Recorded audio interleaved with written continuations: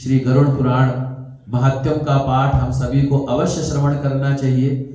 गरुड़ पुराण का पाठ करने से कराने से किस फल की प्राप्ति होती है, श्री गरुड़ पुराण का पाठ क्यों कराना चाहिए, गरुड़ पाठ कराने का क्या महत्व है, क्या पुण्य है, क्या आशीर्वाद है। भगवान विष्णु जी स्वयं गरुड़ जी से कहते हैं, क्या कहते हैं? श्री भगवान उवाच इत्यथा तन्मयाताक्ष सर्वमेवोददेहिकं दस्याभान्तरे श्रुत्वा सर्व पापे प्रमुच्यते। भगवान ने कहा, हे गरुड़ जी, इस प्रकार मैंने औदुपैहिक क्रिया यानी कि जो शांति कर्म की जो क्रिया है उनके विषय में आप सबको बतलाया। गरुड़ जी को कहते हैं ये मैंने तुमको बतलाया, और कहते हैं मृत्यु के अनंतर यानी कि मृत्यु के बाद में 10 दिन के अंदर अगर इसको उस व्यक्ति के लिए करवाया जाता है तो जीवन में जो भी पाप है, जो भी मतलब कोई भी अशुभ कर्म है, वो उन कर्मों का निवारण हो जाता है। और ये जो कथा है श्री गरुड़ पुराण की कथा, ये परलोक संबंधी यानी कि जब भगवान के लोक को जो जाते हैं, परलोक संबंधी कर्म पितरों को मुक्ति प्रदान करने वाला है। इससे पितर जो है मुक्ति को प्राप्त करते हैं, मोक्ष को प्राप्त करते हैं।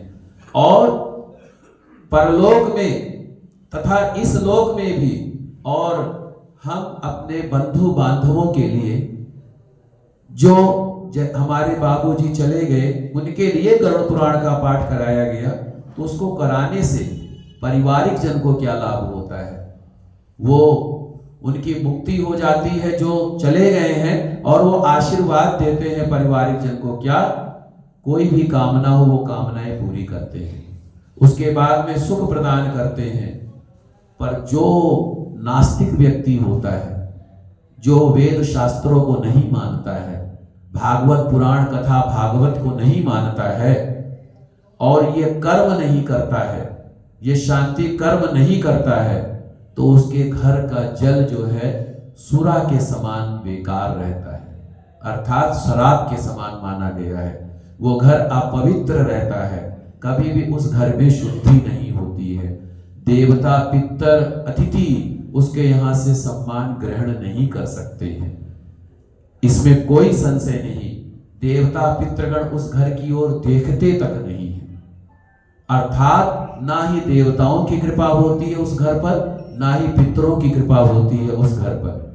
और उनके जो पुत्र होते हैं, जो पौत्र होते हैं, जो पारिवारिक जन होते हैं, उन सभी को समस्याओं का सामना करना पड़ता है।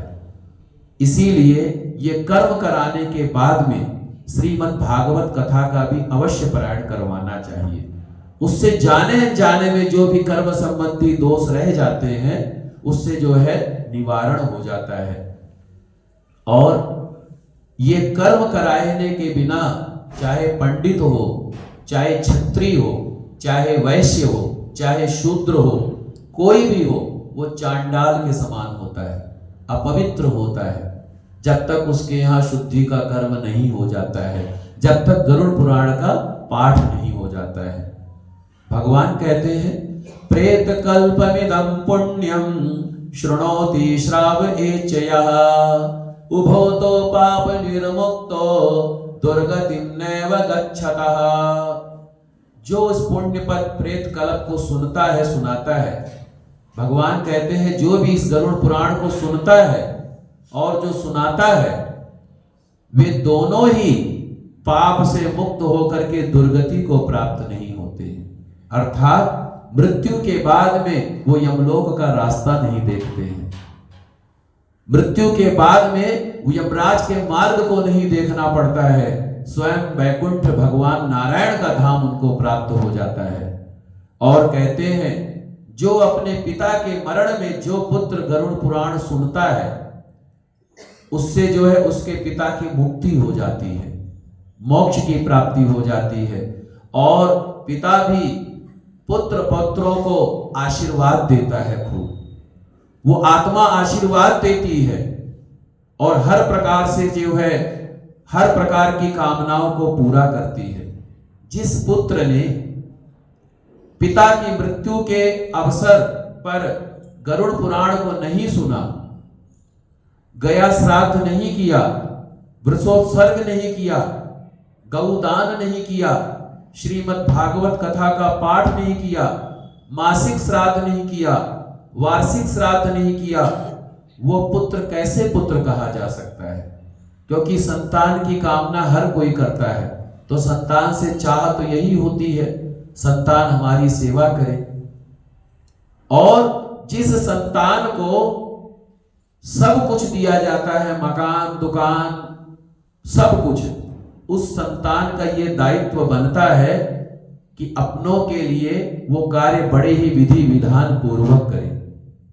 इसीलिए सभी प्रकार के प्रयत्नों को करके, प्रयास करते हुए धर्म, अर्थ, काम और मोक्ष देने वाले, धर्म का अर्थ क्या है? भगवान की भक्ति की प्राप्ति होती है। अर्थ का अर्थ क्या है? आपका व्यापार, बिजनेस, नौकरी में बहुत ही प्रगति होती है।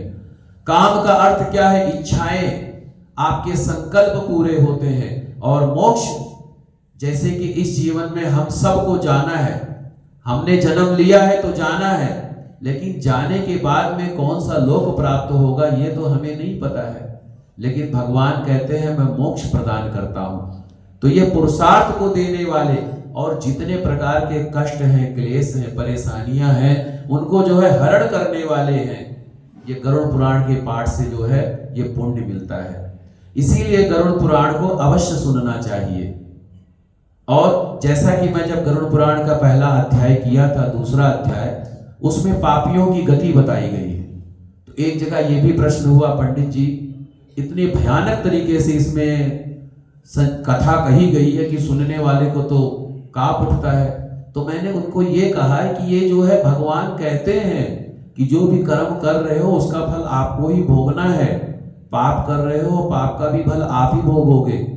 पुण्य कर रहे हो तो पुण्य भी। इसीलिए पाप कर्म करने से पहले डरो, सोचो, इसलिए उसमें ये बातें बताई गई हैं।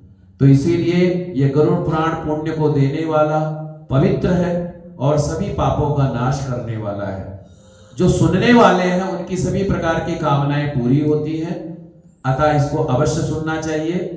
और इस पुराण को सुन करके ब्राह्मण विद्या, धन आदि प्राप्त करता है, क्षत्रिय पृथ्वी आदि प्राप्त करता है, और जो वैश्य है वो धनाढ्य होता है। हमारे व्यापारी वर्ग को जो है धन की प्राप्ति होती है, और जो सेवक है उसके सभी पापों का निवारण हो जाता है।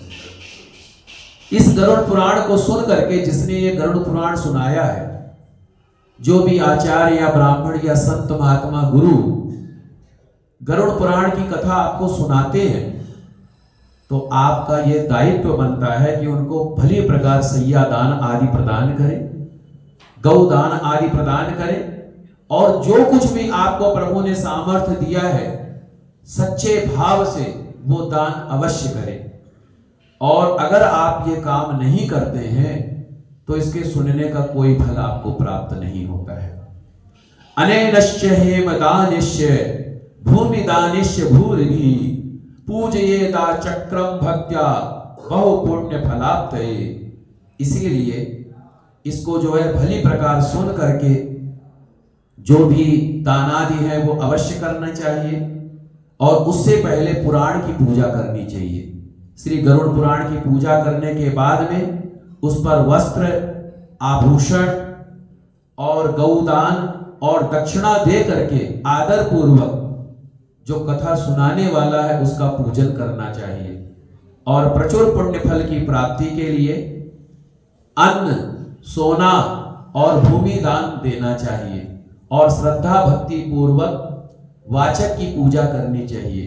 क्योंकि भगवान कहते हैं जब वाचक की पूजा हो जाती है, अर्थात ब्राह्मण की पूजा हो जाती है, तो फिर मेरी पूजा हो जाती है, इसमें कोई संशय नहीं है। और अगर वाचक संतुष्ट हो गया तो जो है मैं संतुष्ट हो जाता हूं, इसमें कोई संशय नहीं है।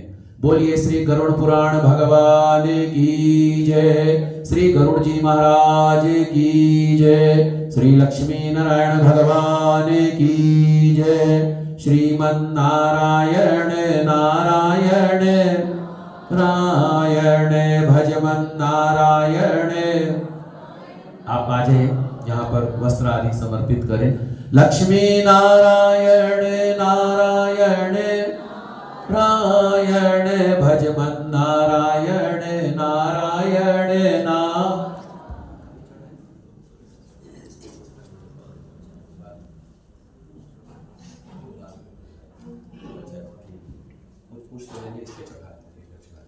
भजमन्नारायण नारायण नारायण लक्ष्मी नारायण नारायण नारायण भजमन्नारायण नारायण नारायण श्रीमन्नारायण नारायण नारायण सत्यनारायण नारायण नारायण भजमन्नारायण नारायण नारायण लक्ष्मी नारायण नारायण नारायण श्रीमन्नारायण नारायण नारायण। बैठ जाइए। भजमन्नारायण नारायण।